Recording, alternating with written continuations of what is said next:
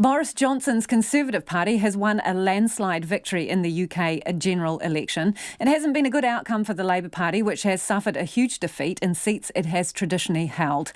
Its leader, Jeremy Corbyn, has announced he won't be running for future elections. Lydia Batham reports on how the votes came in. As the clock struck 10, polling stations closed and the exit poll was announced. Our exit poll is suggesting that there will be a Conservative majority when all the votes are counted after this election of December 2019. Around the country, the counting began. In Newcastle and Sunderland, the race was on to be the first to declare. It's an almost military-style operation. A chain of people pass boxes through to the counting centre. They then ran to the correct table where the box is emptied and counters swiftly sift through the slips, checking and bundling them. But no record was broken this year. It took just shy of an hour and a half to get a result. Then, 3 came in a matter of minutes. Newcastle Central took the title for fastest and expected Labour hold. Sunderland next, Labour 2. Then the first chip in the red wall. Blythe Valley, a seat held by Labour since 1950, went to the Conservatives. Ian Levy, the Conservative Party candidate, 17,000... Results trickled in, and then the blue tide began. Wrexham, Labour since 1935. Workington, Labour since 1979. Darlington, Labour since 1992, among others that went to the Conservatives.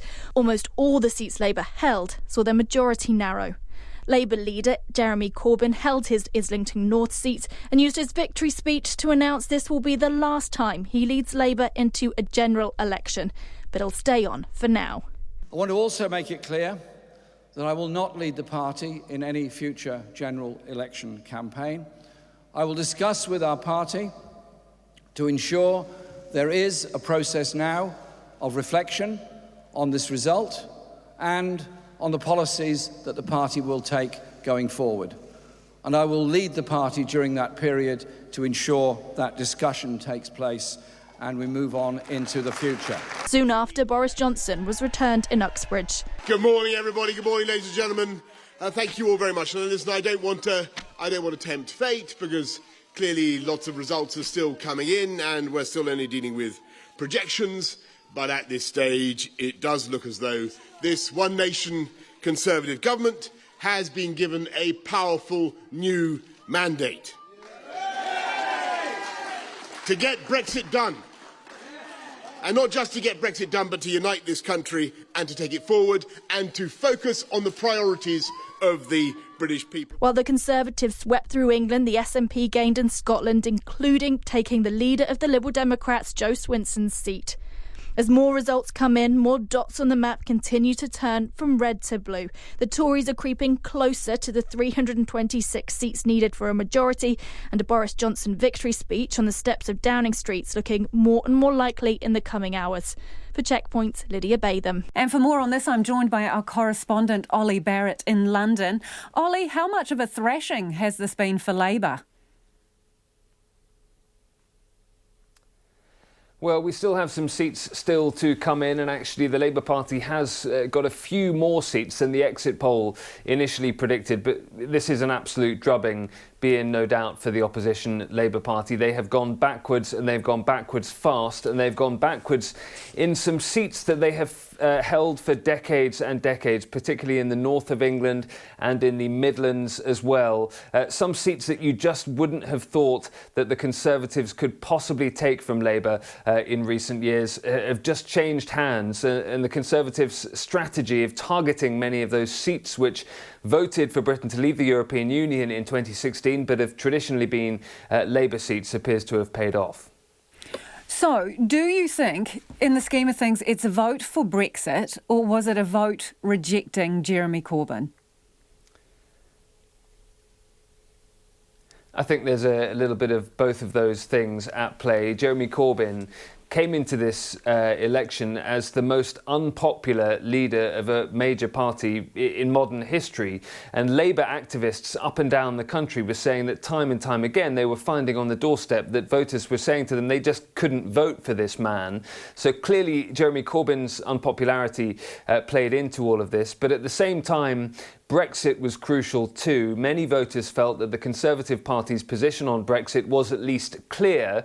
They also felt, many voters, that they did want to start to move on from Brexit and the paralysis in Westminster. And clearly more of them felt that the Conservatives offered that way out than the opposition Labour Party did. Jeremy Corbyn went into this election saying that if Labour won, there would be a second referendum on Brexit, but saying that he would remain neutral in that second referendum. And it does appear that some voters have punished the Labour Party for that lack of clarity and perhaps a lack of leadership, some of Jeremy Corbyn's critics would say, on the Brexit issue. And some of those critics from within his own party even. So what fate lies ahead for Jeremy Corbyn? Well, he's already said that he will not fight the next general election, but he's also saying that he wants to remain leader for what he's describing as a period of reflection. Now, there will be some MPs in the Labour Party and some members of the Labour Party too who will not want to allow Jeremy Corbyn to remain in charge for whatever that period of reflection amounts to. Some of them will try and move him on more quickly than he would like, but certainly he's going. It's just a case of exactly when. And then it becomes a question of whether Corbynism becomes something that persists and continues within the Labour Party. Will it be one of his close circle of allies that takes over the leadership of the party, or will the Labour Party move in a different direction entirely, given the results we're seeing coming in now? So Boris Johnson has promised a withdrawal agreement by Christmas and out by January, but is that achievable?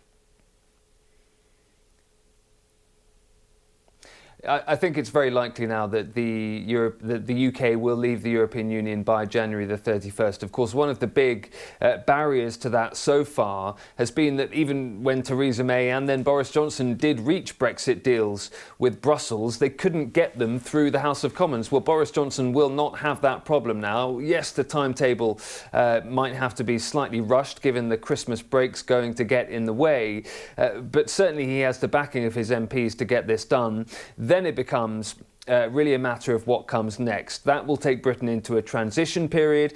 And the idea is, and Boris Johnson has been saying throughout the election campaign, that he can then reach a fully fledged trade deal with the European Union by the end of next year. That is the bit that anyone who's worked in international trade negotiations says it looks really, really hard, if not impossible. So part of his calculation will have to be, does he want to go for a sort of bare bones trade agreement that could be done with the European Union by the end of next year? Or given that he's looking at a pretty thumping majority, will he think that actually he's strong enough to perhaps delay the process a little bit and make sure that the trade deal that is reached with the European Union is comprehensive and in Britain's interests? Olly, before you go, can you give us a quick whip round as to how the others fared? The SNP et al., how'd they do? The SNP have done very, very well in Scotland, and that is going to be a central challenge, I think, for the Boris Johnson premiership coming up, because that idea of nationalism and independence for Scotland is going to be front and centre for the SNP, and they will have more MPs in Westminster to advance that case. And the leader of the SNP, Nicola Sturgeon, is going to insist there's a mandate now for another independence referendum. The Liberal Democrats have not done as well as they would have hoped, and the leader of the Liberal Democrats, Jo Swinson, has lost her own seat. So she is another leader that is, well, already on the way out, effectively. Good to talk to you, Olly. That's Olly Barratt, our correspondent in London, where the Conservatives have, well, won the majority. Boris Johnson remains the UK Prime Minister.